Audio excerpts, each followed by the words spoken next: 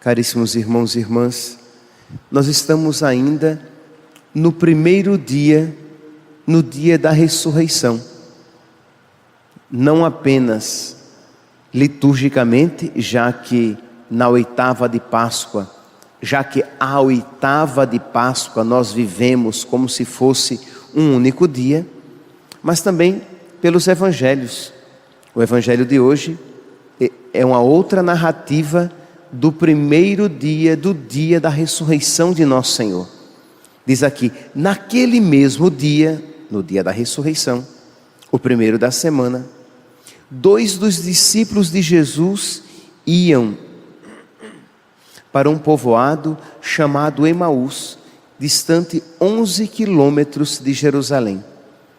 E eles iam conversando, iam tristes, conversando sobre tudo aquilo que tinha acontecido a nosso Senhor. Diz aqui, os discípulos estavam, enquanto conversavam, eles estavam como que cegos, porque Jesus se colocou do lado deles como um outro peregrino, e eles sequer se deram conta que era nosso Senhor. Talvez vocês se perguntem, mas padre, como é que eles não reconheceram o nosso Senhor? Olha, nós temos duas explicações, nós temos outras explicações, mas as duas principais, e elas não se excluem mutuamente. Nós temos, primeiro, que Jesus ressuscitado, ele era infinitamente mais belo do que Jesus terrestre. Era diferente. Como assim diferente? Tente imaginar o que você seria. Pensa uma pessoa com 40 anos. Como ela seria se ela tivesse usado drogas, se prostituído, dormido mal, se ela tivesse se alimentado muito mal, sofrido muito na vida. Pense com a compleição física dessa pessoa. Agora pense, essa mesma pessoa, se ela tivesse tido uma vida tranquila, feliz, saudável, realizada. Vocês podem imaginar que essa mesma pessoa teria uma afeição diferente, ao ponto de você olhar para a mesma pessoa, olhar para as duas e ver muita diferença, quase que irreconhecíveis, de modo que você não poderia dizer que era a mesma pessoa. Ora, agora tente imaginar uma pessoa transformada pela graça de Deus, que supera infinitamente felicidade no mundo, bem-estar no mundo, saúde no mundo e realização no mundo. Nós estamos falando da graça de Deus. Então, o corpo de Jesus ressuscitado era o mesmo, mas não era o mesmo.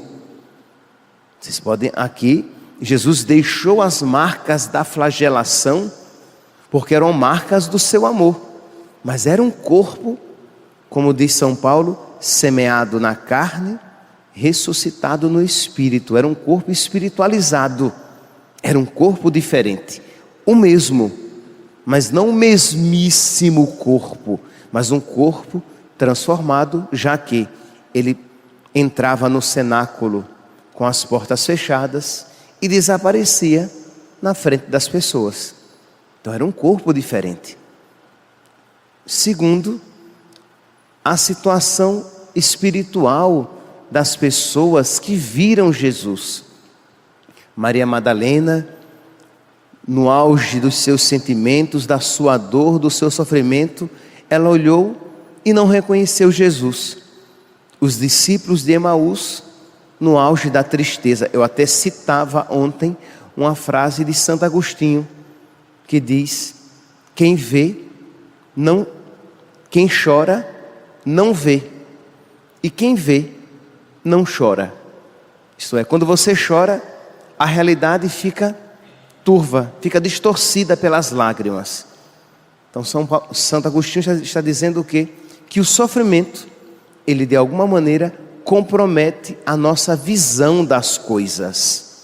Então aqui, os discípulos de Emaús, diz o versículo 17, eles estavam muito tristes. Enquanto conversavam e discutiam, o próprio Jesus se aproximou deles e começou a caminhar com eles. Os discípulos, porém, estavam como que cegos e não o reconheceram. Então Jesus perguntou: o que ides conversando pelo caminho? E um deles, chamado Cleofas, lhe disse: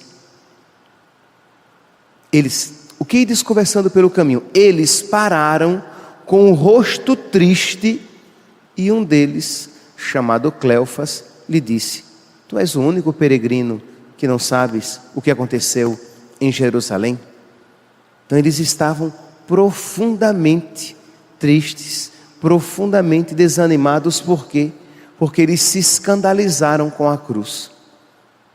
Eles se escandalizaram com o sofrimento. É tanto que hoje eu convidaria todos vocês a rezar pelos que perdem a fé, ou pelos que se abalam na fé com o sofrimento, com a dor, com a cruz.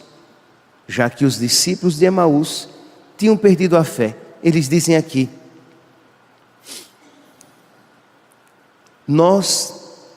tu és o único aqui que não sabes o que aconteceu em Jerusalém, que o que aconteceu com Jesus, o Nazareno, que foi um profeta poderoso em obras e palavras diante de Deus e diante dos homens.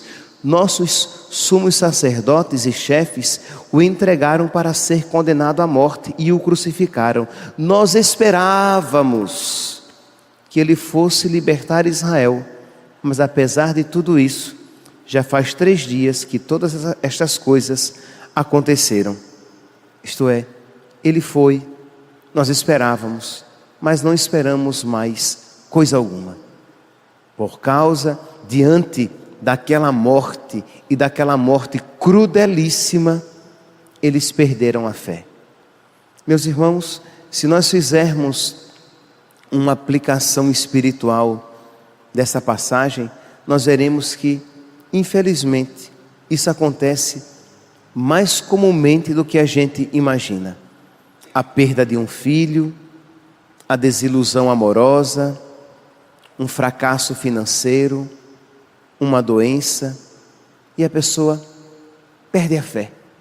Aquele sofrimento, aquela cruz abala de tal maneira a pessoa que ela vai se afastando pouco a pouco de nosso Senhor, cada vez mais vai se afastando de Deus, quando menos percebe, sua fé já desapareceu do seu coração. E nem todas as pessoas têm a graça de retornar à fé,